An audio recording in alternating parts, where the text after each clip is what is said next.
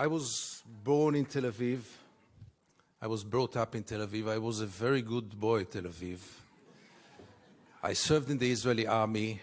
I did even something which is much worse than this. I worked for 4 years with Shimon Peres, then leader of Israeli opposition in the late 70s, early 80s, before most of you were born. And it was only by the late 80s when I started to travel to the occupied territories quite accidentally, when I realized, as a journalist, when I realized that the biggest drama of Israel is taking place half an hour away from our homes, in our dark backyard. All those crimes are taking place, and we Israelis, most of us, if not all of us, do not want to know, do not know, and above all, do not care.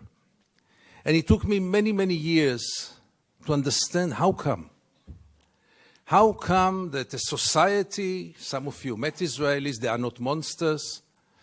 Every catastrophe in the world, the Israelis are always the first one to send rescue teams with field hospitals. Many Israelis would help any old lady to cross the road many times, even if she doesn't want to cross the road. People with values. How come that this society lives for so many years with this drama in its backyard and feels so good about itself and has so little moral doubts, if at all? How is it possible? How is it possible that most of the Israelis, if not all of them, are deeply convinced that the IDF is the most moral army in the world? Try to tell an Israeli, and I tried it once or twice, you know what, maybe it's the second moral army in the world. Maybe the army of Luxembourg is more moral. I don't know if Luxembourg has an army at all. They will be deeply offended. How can you dare?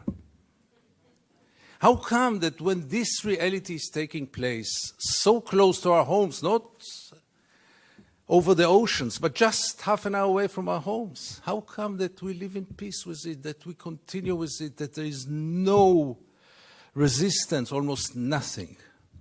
And here I want to object to what my friend Miko said.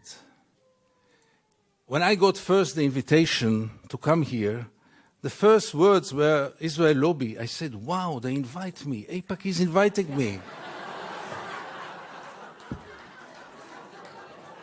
And then I said, that's the chance of my life.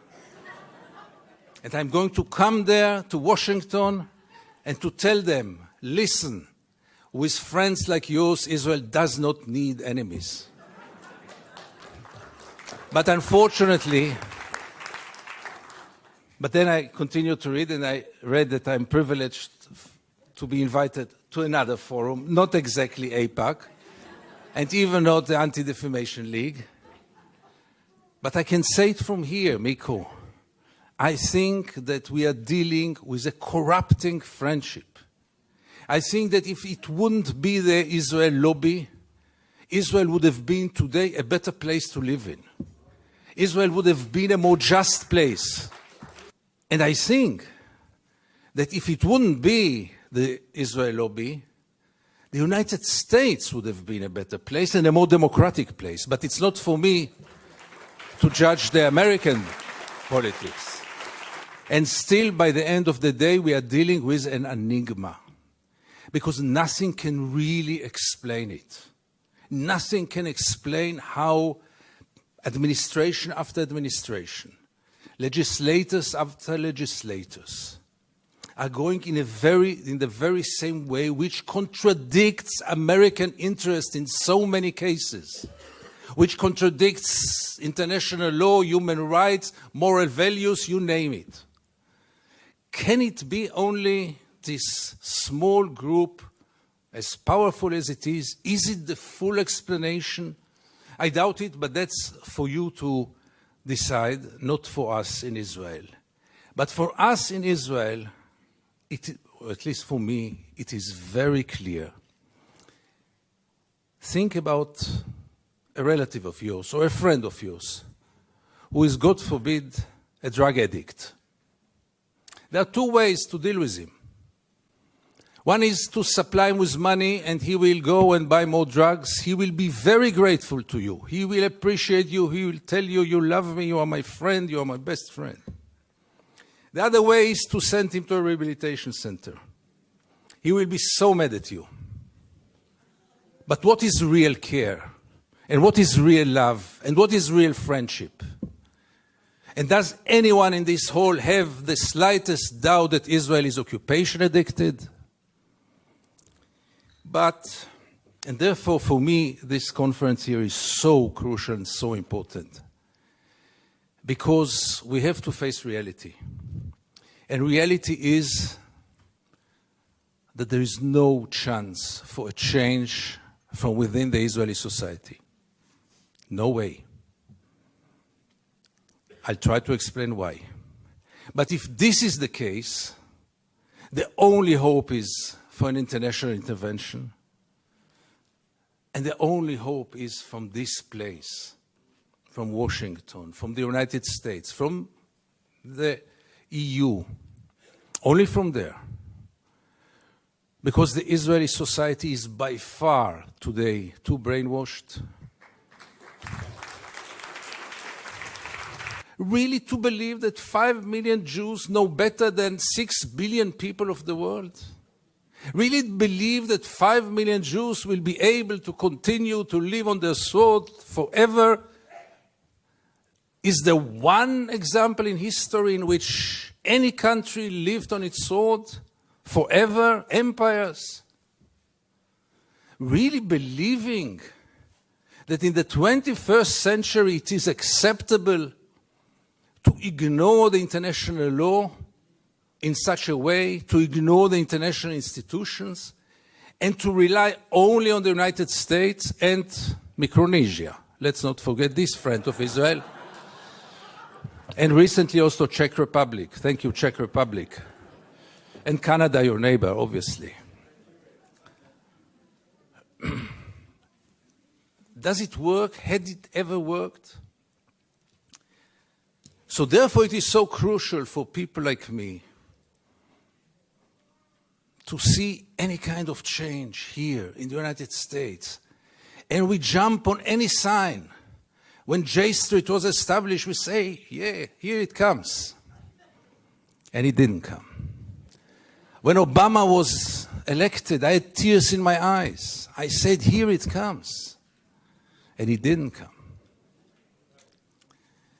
And when I see conferences like here today, again, it gives me some hope that change might happen. Because change will have to take place here. In Israel, it's a lost case. Forget about it. The Israeli society had surrounded itself with shields, with walls, not only physical walls, but also mental walls. I don't want to get into it because it's another lecture, but I'll just give the 3 principles which enable us Israelis to live so easily with this brutal reality. A, most of the Israelis, if not all of them, deeply believe that we are the chosen people. And if we are the chosen people, we have the right to do whatever we want.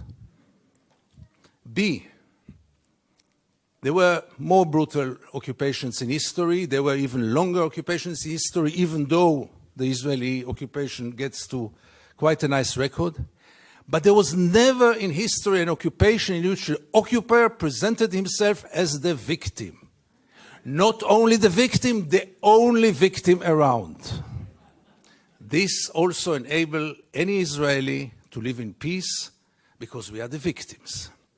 The other day, Professor Falk spoke about this dual strategy of Israel of being a victim on one hand and manipulating the other on the other hand. After what happened in Paris and in Copenhagen with the terror attacks, Benjamin Netanyahu came with the notion all the Jews must come to Israel. It's the safest place for the Jews in the world. It's a shelter for the Jews in the world. Which is wrong because Israel is today the most dangerous place on earth for Jews. But let's put it aside. It was only 24 hours later when he said Israel is an existential threat under the Iranian bomb. And I asked myself, How can you dare call Jews to come and to join this suicidal project when the Iranians are going to bomb us?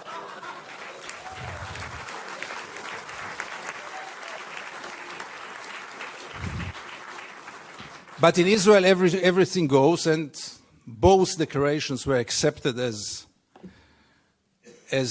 the only truth. And here I get to the third set of values which enable us Israelis to live in peace with the occupation. And this is maybe the most crucial one and the worst one. We say victimization, we say chosen people. When I say victimization, it goes without saying we have to mention the Holocaust and the unforgettable Mrs. Golda Meir that the American jury had exported to Israel. She said once, this unforgettable woman, that after the Holocaust, the Jews have the right to do whatever they want.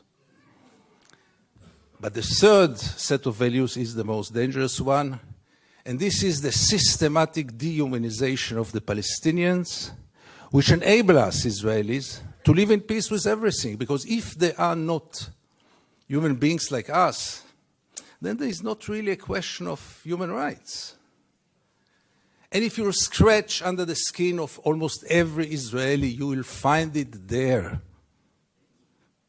Almost no one will treat the Palestinians as equal human beings like us. I once wrote that we treat the Palestinians like animals, and I got so many protest letters from animal rights organizations, rightly so. But by the end of the day, how many Israelis did ever try for a moment to put themselves in the place of the Palestinians for a moment, for one day? And I want to give you two examples which will demonstrate it. Many years ago, I interviewed then candidate for Prime Minister, Ehud Barak. And I asked him a question which I try to ask in any occasion. Mr. Barak, what would have happened if you would have been born Palestinian? And Barak gave me then the only honest answer he could give me.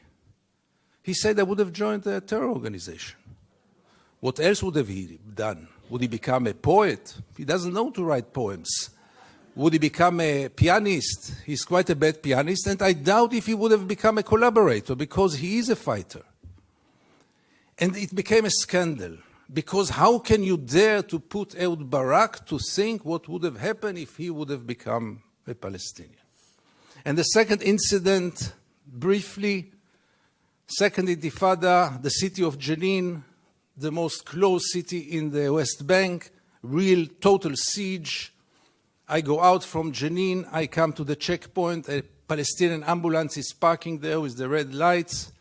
I stand after him, no cars can get out of Jenin in those days, no cars can get in, and I wait. The soldiers are playing backgammon in the tent.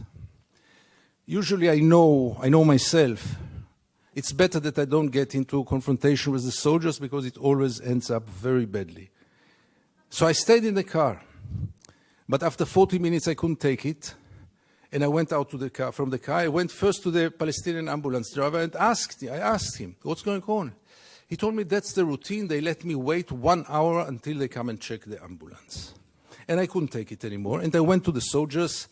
It became a confrontation. But the question that I asked them, which really brought them to direct their weapons toward me, was one. What would have happened if your father would have been lying in this ambulance? This freaked them out. They lost control. How can I dare to compare between their father and the Palestinian in the ambulance? And this set of beliefs that they are not human beings like us enable us, Israelis, to live in so much peace with those crimes, ongoing crime for so many years, with losing any kind of humanity, values. I heard today people talk about Jewish values. I must be frank with you, I don't know what are Jewish values. I know what are universal values. Let's not get into it, really.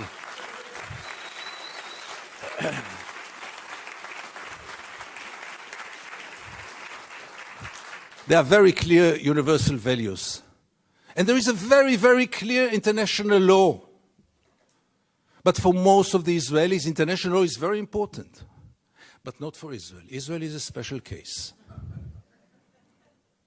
Why is it a special case? And again, you get with all those set of values, with this living in denial. And here I want to get back to the topic of our panel. Is it good for Israel? No, it's very corrupting. Because as long as the United States enable Israel to continue, obviously the Palestinians are the first and direct, unbelievable victim of it. But by the end of the day, what will Israel be after all those years? What is it already today? Where does it direct to?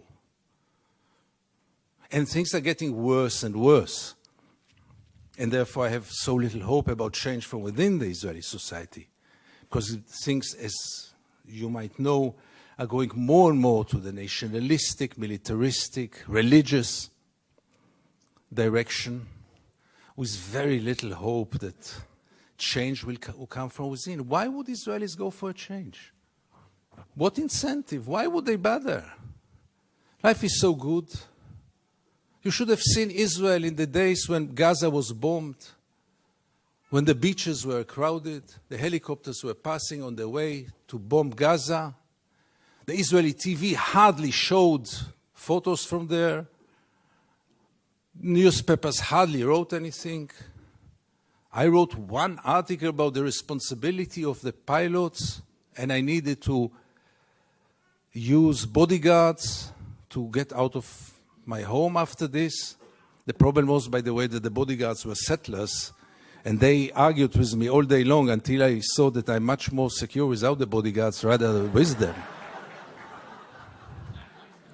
But the last war in Gaza, and this will be my final remarks, the last war in Gaza taught us also that Israel, which has 3 regimes today, maybe the only country, the only state in the world with 3 regimes, one for the Jews, one for the Arab citizens, and one